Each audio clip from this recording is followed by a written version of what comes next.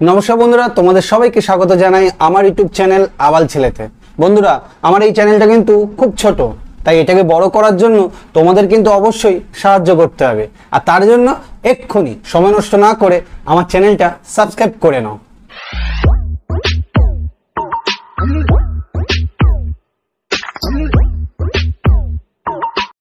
তো চলো সময় নষ্ট না করে শুরু করা যাক আজকের ভিডিও। মা একটু হলিক্স দাও না, চেটে চেটে খাবো। দিচ্ছি বাবা। একদিন সিনেমার পর্দাতে হরলিক্স চেটে চেটে খেতে চাওয়া সেই শিশু শিল্পীটা আজ বর্তমান বাংলার টলিউডের অন্যতম প্রধান অভিনেতা সোম চক্রবর্তীকে আপনারা তো সবাই চেনেন। ভাগ্যচক্রেই বলুন বা কর্মযোগেই বলুন, বর্তমানে সোম চক্রবর্তী রাজ্যের শাসক দলের তথা টিএমসির একজন বিধায়ক।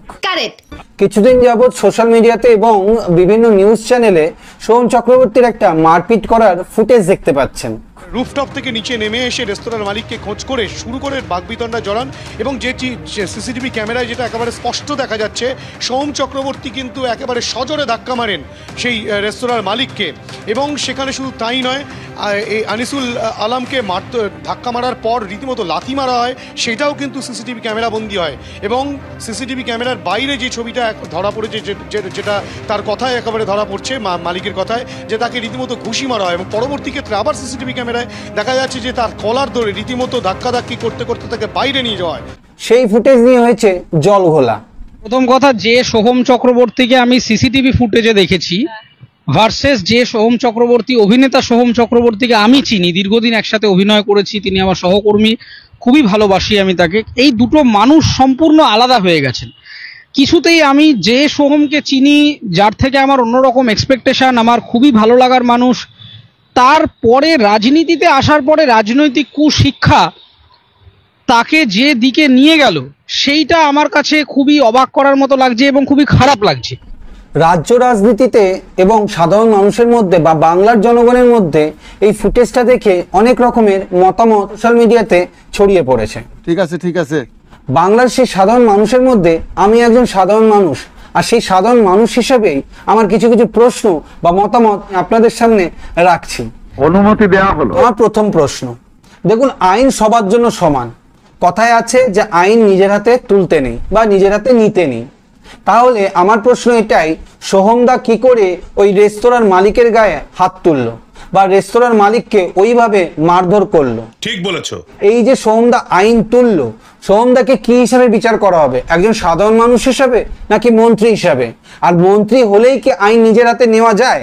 আর যদি নেওয়া যায়, তাহলে সংবিধানে লেখা আছে নিজের হাতে আইন তোলা যাবে না, সে যেই হোক।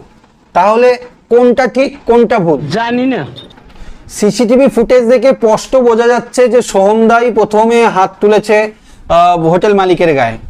তার পরিপ্রেক্ষিতে হোটেল মালিক কি বক্তব্য রেখেছেন, আসুন দেখে নিই সেই ফুটেজটা। কোনো মাত্র বিন্দুমাত্র পরিচয় জানতে চাইলো না, কিছু চাইলো না। নিজে 7-8 জন বডিগার্ড নিয়ে আমাকে এইখানে এক ঘুষি মারলো।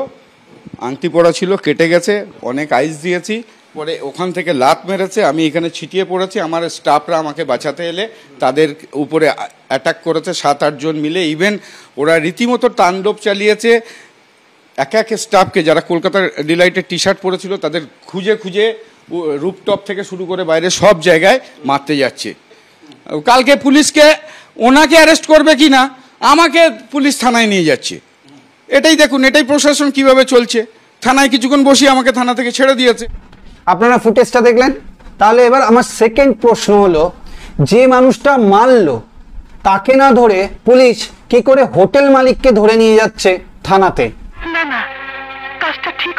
এই মারপিটের ঘটনার পর যখন রিপোর্টাররা সোহমদার কাছে বা সোহম চক্রবর্তীর কাছে প্রশ্ন করলেন, তখন সোহমদা সেই প্রশ্নের উত্তরে কি কি বললেন একবার শুনে নিন। হঠাৎ করে খুব চিল্লা চেঁচামেচি দেখছি। তারপর আমি যেটুকু দেখলাম যে আমার যারা পুলিশ স্টাফরা যারা রয়েছে ওদের সঙ্গে রীতিমতো দুজন মানে ধাক্কাধাক্কি করছে, মারামারি। স্বাভাবিকভাবেই শর্ট হয়ে যাওয়ার পর আমি উঠে আসি, কী হয় জিজ্ঞেস করি, এবং আমি জিজ্ঞেস করি কী হয়, কী হয়েছে কি, এবং দুম করে এরকম পুলিশ স্টাফ অন ডিউটি যারা রয়েছে তাদের গায়ে হাত, এবং এরকম একটা হটকারিতার সিচুয়েশন। তো মালিককে বলি, সে তো তার বড় মুগ্ধ তো না আসা করে হাত পাড়ে। তখন তাকে বলি যে, এবং যেটা সব থেকে শুনলাম যে সে কে এমএলএ আমার জানার দরকার নেই। আমাকে কিস্তি করেছে এবং সবথেকে বড় কথা সেটা হচ্ছে আমার অভিষেক বন্দ্যোপাধ্যায়কে কিস্তি করেছে।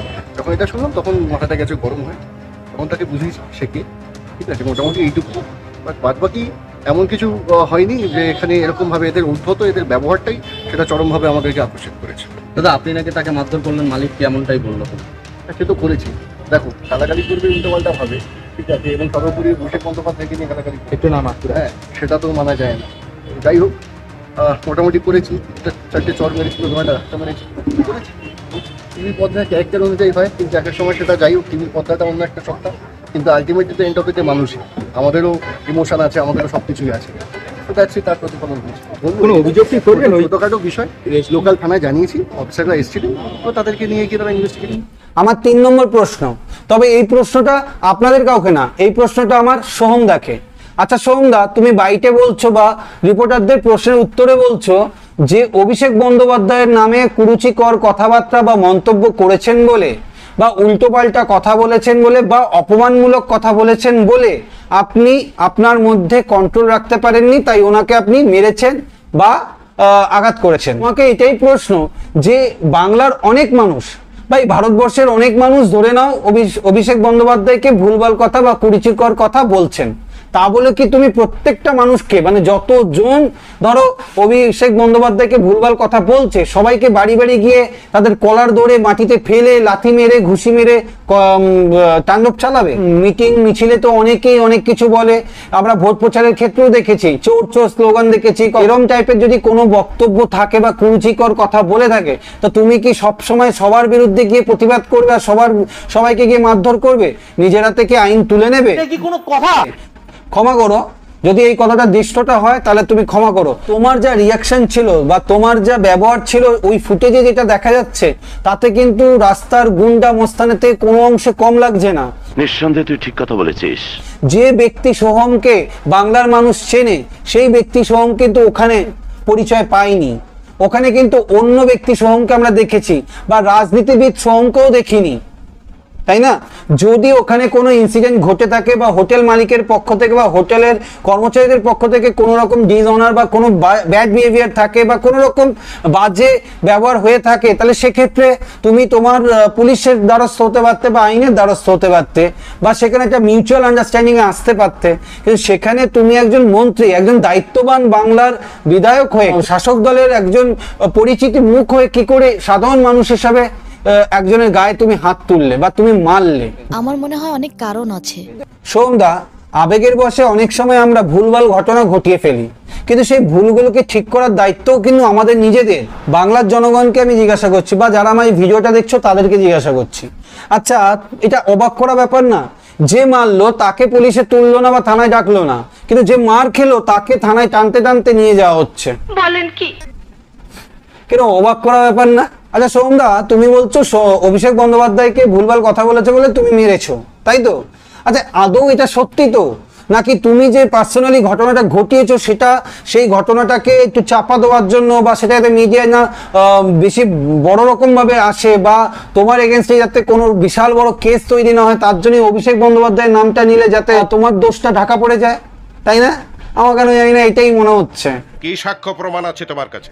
মানে অ্যাকচুয়ালি আমার এটা নিজের অভিজ্ঞতা, বা আমি একটা সাধারণ মানুষ হিসেবে বলছি, আমি শুধু কেন অভিষেক বন্দ্যোপাধ্যায় বা পিসিমণিকে, মানে মমতা বন্দ্যোপাধ্যায়কে বা কোনো মানুষকে কেন গালাগালি দিতে যাবো, কেন ভুলভাল কথা বলতে যাবো? আমার পরিবার রয়েছে, আমি খেটে খাই, তো আমার কি দরকার কাউকে ভুলভাল কথা বলা? তুমি যে ঘটনাটা ঘটিয়েছো, মেরে দিলে, মেরে দেওয়ার পর ভাবলে যে তোমাকে তৃণমূল সুপ্রিমো কি বলবে, তোমাকে হয়তো সাসপেন্ড করবে বা এই করবে ওই করবে, সেই ভয় কাটানোর জন্য তুমি কি কেসটাকে ঘুরিয়ে দেওয়ার জন্য অভিষেক বন্দ্যোপাধ্যায়ের নামটা নিলে?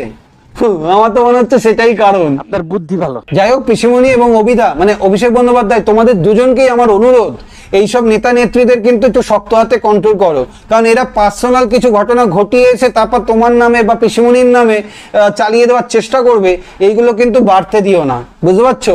কারণ টিএমসি দলের কিন্তু ছবি খারাপ হয়েছিল লোকসভা ভোটের আগে। গত 1 বছর 1.5 বছর 2 বছর ধরে যে ঘটনাগুলো ঘটছে, পরস্পর ঘটে যাচ্ছে, বড় বড় তাবর নেতারা জেলখানায় গারদে ভরে রয়েছে, বা সন্দেশখালীর মতো ঘটনা ঘটেছে, তারপরেও এরকম ঘটনা ঘটছে আর তাতে কি হচ্ছে, তোমাদের নাম উঠে আসছে, তোমাদের নাম নেওয়া হচ্ছে ক্যামেরার সামনে।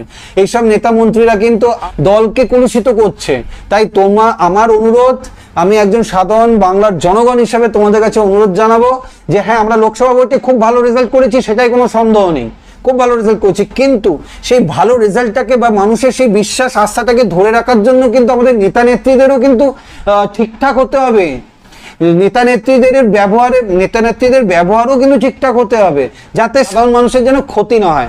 এইটাও সম্ভব। ইনস্ট্রাকশন দাও, তুমি ব্যক্তি পার্সন হিসাবে, ব্যক্তি মানুষ হিসাবে কি করবে সেটা আমাদের দেখার দরকার নেই, বা তার জন্য টিএমসি বা তৃণমূল কংগ্রেস বা তৃণমূল কংগ্রেসের সুপ্রিমো বা বড় বড় নেতারা দায়বদ্ধ নয়। সেটার জন্য পুলিশের যা করণীয় পুলিশ সেটা করবে, আর সেটা পুলিশ ইনস্ট্রাকশন দিয়ে দাও। কোনো সাধারণ মানুষ, এমপি, নেতা নেত্রী এর মধ্যে ফারাক হবে না, এর মধ্যে ভুল যার তাকেই শাস্তি দাও। ঠিক আছে, তাতে কি হবে, বাংলার মানুষ যেভাবে তোমাদের উপর বিশ্বাস দেখিয়েছে, আস্থা দেখিয়েছে, আর তারা বিক্রি হয়ে যাবে তোমাদের জন্য। হ্যাঁ, বিক্রি অর্থ অন্য, ভালোবাসায় বিক্রি হয়ে যাবে, তোমাদের সেবায় বিক্রি হয়ে যাবে। এই ইনস্ট্রাকশনটা নেতা মন্ত্রীদের দিয়ে দাও, যাতে দ্বিতীয়বার না সাহস করে, বা ভবিষ্যতে যেন তারা সাহস করে, যাতে টিএমসি কংগ্রেস বাংলার বুকে যুগ যুগান্তর ধরে টিকে থাকে বা মানুষের আস্থা নিয়ে বেঁচে থাকে। বন্ধুরা, এই ভিডিওটা শুধুমাত্র সমাজ সচেতনতার জন্য বানানো হয়েছে, কোনো ব্যক্তিকে বা কোনো রাজনৈতিক দলকে বা কোনো ব্যক্তি বিশেষকে পার্সোনাল বা ব্যক্তিগতভাবে আক্রমণ করার জন্য না, বা অপমান করার জন্য না। বন্ধুরা, আজকের এই ভিডিওটা এই পর্যন্তই। এই ভিডিওটা দেখে যদি তোমাদের মনের মধ্যে কোনো কমেন্ট থাকে বা মতামত থাকে, তোমরা কমেন্ট বক্সে এসে অবশ্যই লিখে জানিও, আমি অবশ্যই চেষ্টা করব রিপ্লাই দেব। আমি বাংলায় থাকা বাংলার একজন সাধারণ মানুষ হিসেবে আমার মনের মধ্যে যে প্রশ্নগুলো এসছে, আমার মনের মধ্যে যে কথাগুলো এসছে, সেগুলোই আপনাদের কাছে তুলে ধরার চেষ্টা করলাম। এই ভিডিওটা দেখে কেউ পার্সোনাল নেবেন না, কেউ কোনো রকমভাবে ব্যক্তিগতভাবে এই ভিডিওটা নেবেন না। দেখা হচ্ছে পরের ভিডিওতে, ততদিন সবাই ভালো থাকুন, সুস্থ থাকুন, টাটা।